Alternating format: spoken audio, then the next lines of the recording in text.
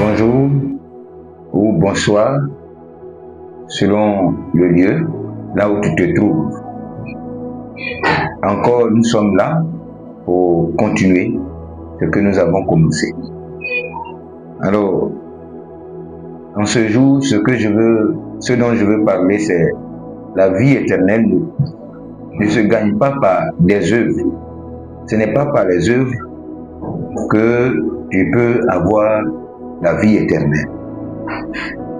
Alors, pour cela, lisons une histoire dans la Bible.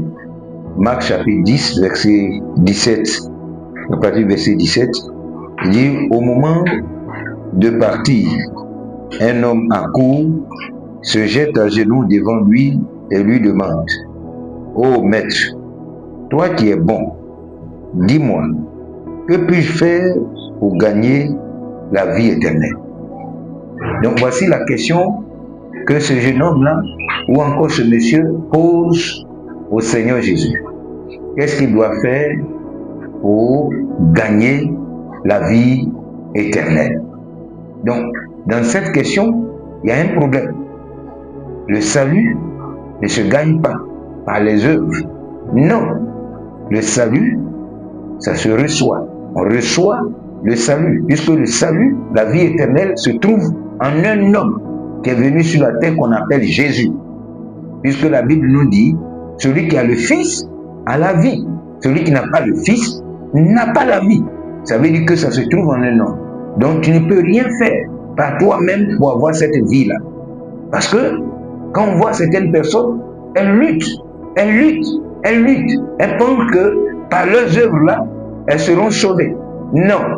Il n'y a que quelqu'un qui a payé le prix pour que nous soyons sauvés.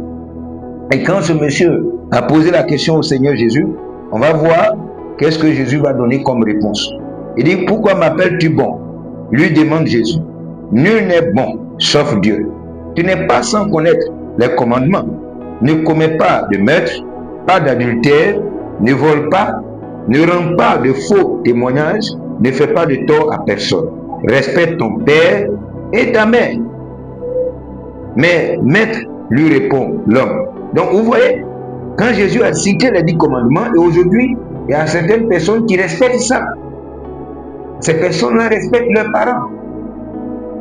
Ces personnes ne donnent pas de faux témoignages contre leur prochain. Donc, ces personnes se disent non, moi je ne fais pas de mauvaises choses et tout cela. Vous voyez, mais cela ne suffit pas. Parce que le salut ne se gagne pas. Le salut, on reçoit. Christ a gagné pour nous. Donc, il dit, mais maître, lui répond l'homme. Tout cela, j'ai scrupuleusement observé dès ma prime jeunesse. Vous voyez? Jésus pose sur cet homme un regard plein d'affection et lui dit, une chose te manque. Va, vends tout ce que tu possèdes, donne-en le produit aux pauvres. Cela te fera un trésor au ciel. Ensuite, viens faire route avec moi. À ces mots, l'homme s'assombrit et il s'éloigne, le cœur lourd, c'est qu'il est très riche. Vous voyez? Le monsieur était tellement riche. Et lui, il dit à Jésus, qu'est-ce qu'on peut bien faire? Peut-être qu'il est venu payer, on ne sait jamais. C'est pourquoi il pose la question à Jésus. Comme une fois, un homme riche qui vraiment était malade. Un jeune évangéliste rentre chez lui, Dieu le convainc que le monsieur, ça lui reste un peu de temps, qu'on devait prier pour lui. Donc pour cela, le monsieur doit faire de Jésus son sauveur et Seigneur. Le monsieur riche a dit au jeune évangéliste que sûrement toi tu as besoin d'argent. Si tu as besoin d'argent, dis-moi, je vais te donner. C'est toi qui as besoin de ton Jésus, moi je n'ai pas besoin de Jésus. Alors, le jeune évangéliste est parti en laissant son numéro.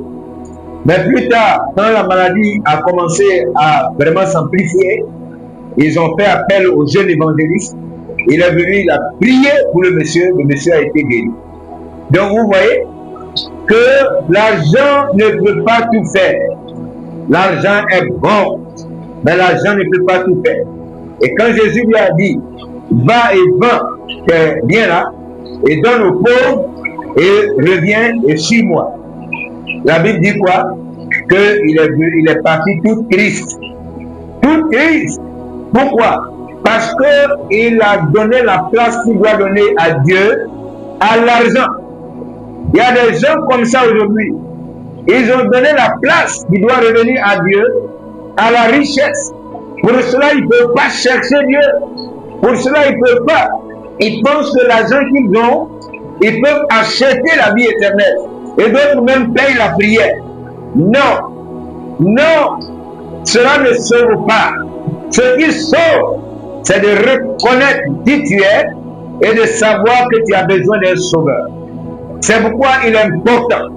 Au moment où tu regardes cette vidéo, toi qui es tombé sur cette vidéo, qui longtemps tu luttes, longtemps tu as pensé que tu allais bien, longtemps tu as pensé que tu pouvais gagner le salut par tes bons actes.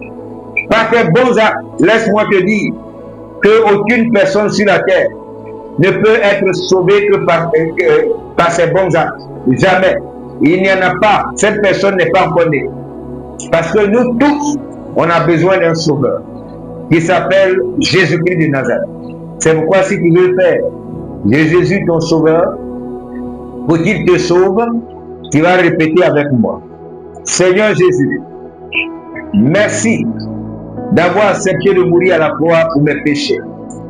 En tombant sur cette vidéo, j'ai été fortement touché.